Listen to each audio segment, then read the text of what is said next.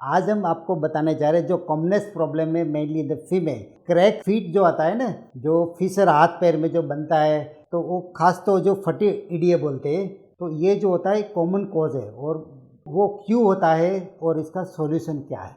नमस्कार दर्शक मित्रों, मैं डॉक्टर जगदीश सख्या, चीफ डर्मेटोलॉजिस्ट ऑफ सख्या स्किन क्लिनिक। हमने काफ़ी यूट्यूब फेसबुक में वीडियो अपलोड किया है स्किन जो डिसीज़ होता है, स्किन के वेरियस कंडीशन होता है इसके बारे में।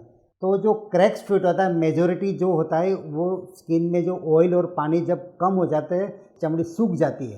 तो जैसे हमारे ज़मीन में कैसे बारिश नहीं होता है, ज़मीन कैसे फट जाती है, वैसे जब ऑयल और पानी की कमी हो जाते हैं इसीलिए होता है। तो इसका कॉमन कोज होता है, सबसे पहले जीनेटिक होता है, फादर मदर को होता है तो टेंडेंसी रहती है ड्राइनेस होने। दूसरा जो कॉमन कोज आता है एलर्जी की वजह से, लेडीज ज़्यादातर पानी, डिटर्जेंट, सोप होता है, इससे क्या है कि हाथ पैर में जो मॉइस्चर होता है वो खींच लेता है। जैसे कपड़े में से, वासन में से चिकास खींच लेता है, साथ साथ में हाथ में और पैर में से भी खींच लेता है। तो एक्सेस यूज ऑफ और स्ट्रॉन्ग डिटर्जेंट यूज करने से भी ये पैर में क्रैक्स बनते हैं। बाद में एक एक्जिमा की वजह से भी हाथ पैर में जो खरजवा बोलते हैं ना, हाथ पैर का खरजवा में भी ऐसे फिसर क्रैक बनती है और इसमें तकलीफ भी रहती है। और भी काफ़ी जेनेटिक डिसऑर्डर जो होता है उसको पामोप्लांटर केराटोडर्मा बोलते हैं कि काफ़ी लॉन्ग लिस्ट है। तो जेनेटिक जब बर्थ से होता है, जन्म से होता है, इसमें एक काफ़ी बीमारी का बहुत लंबा लिस्ट है। तो जेनेटिक वजह, इसका कोई सॉल्यूशन नहीं है। तो सोराइसिस की वजह से भी ये ऐसा होता है, पामोप्लांटर सोराइसिस बोलते हैं।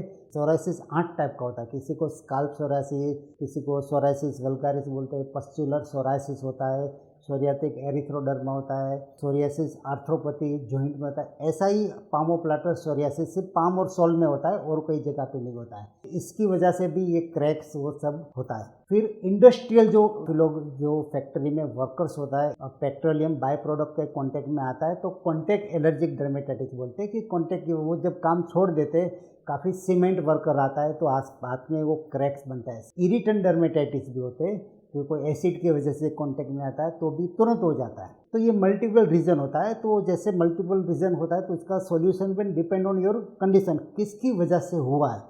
तो होम रेमेडी में सबसे कॉमनेस्ट जो सॉल्यूशन होता है, रोज़ गर्म पानी में 5-10 मिनट हाथ पैर रखने का, सूख जाने के बाद सिर्फ पेट्रोलियम जेली जो बोलते हैं ना, वैसेलिन, वो लगा देना। इसके अलावा जो ऑल्टरनेटिव में लिक्विड पैराफिन भी आता है, एलोवेरा जेल भी आता है, बादाम का तेल आता है, जो भी आपकी स्किन को मैक्सिमम रखे ऐसा आपको मॉइस्चराइजिंग क्रीम होता है। क्रीम लगा के फिर प्लास्टिक उसको बांध के 10-15 मिनट रखने का, ताकि वो जो है अंदर उतर जाते हैं। और इसमें अगर इचिंग, खुजली बहुत आती है तो इसमें स्टेरॉइड क्रीम भी आप लगा के, मॉइस्चराइजिंग क्रीम और इसके साथ क्लोबेटाजोल प्रोपिनेट क्रीम आती है, हाथ पैर में लगा सकते हैं। पर जब तक आपका सिम्टम ठीक नहीं हो जाए तब तक लंबे समय नहीं लगाना। फिर एक बार ठीक हो जाए, इचिंग बंद हो जाता है और इरिटेशन ज़्यादा बंद हो जाए, फिर उसको छोड़ देने का, सिर्फ फिर मॉइस्चराइजिंग क्रीम लगाने का। आपको डिटर्जेंट, वाटर, ज़्यादा पानी, एक्सेस पानी में रहने से भी होता है तो वो आपको कॉन्टेक्ट छोड़ देना है। कोई ऑक्यूपेशन होता है, बिजनेस को जाना ही पड़े तो आपको ग्लोव्स पहन के काम करने का, और फिर भी ग्लोव्स पहन के हो जाए तो वो काम को आपको छोड़ना पड़ेगा। और कॉन्टैक्ट एलर्जिक डर्मेटाइटिस होते हैं तो इसमें आपको 6 महीना साल भर ट्रीटमेंट लेनी ज़रूरी है, क्योंकि वो नहीं लेते तो आपको ये वापस होते हैं। तो कभी कभी सिर्फ पामोप्लांटर जो क्रैक्स होता है सिर्फ क्रीम से आ जाता है, जब नहीं होता है तो उसकी ओरल मेडिसिन खाने की भी आती है। इसमें मिथोट्रेक्सेट आता है, एज़ोथाइप्रिन आता है, साइक्लोस्पोरिन आता है, अलग अलग मेडिकेशन आते हैं, डिपेंड्स ऑन सीवियरिटी।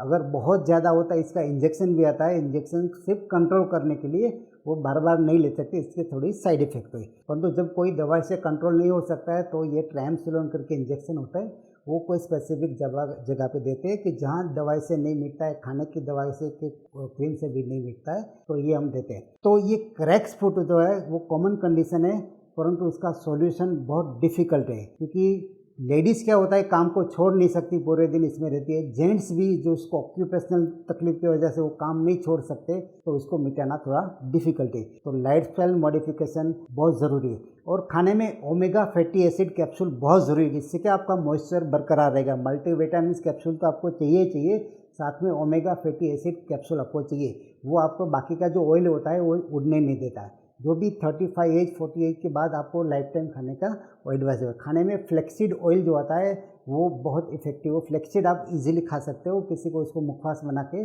वो ले सकते हो।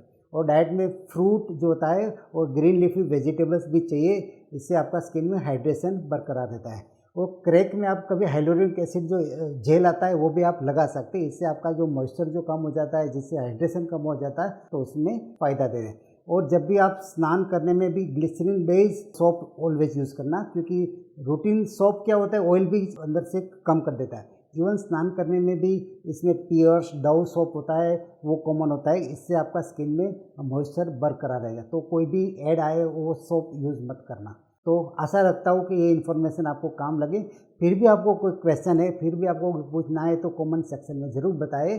तो हमारा डर्मेटोलॉजी आपको चौक्कस मदद करेंगे और आपका जो भी प्रॉब्लम है उसको सोल्यूशन हम ज़रूर देंगे।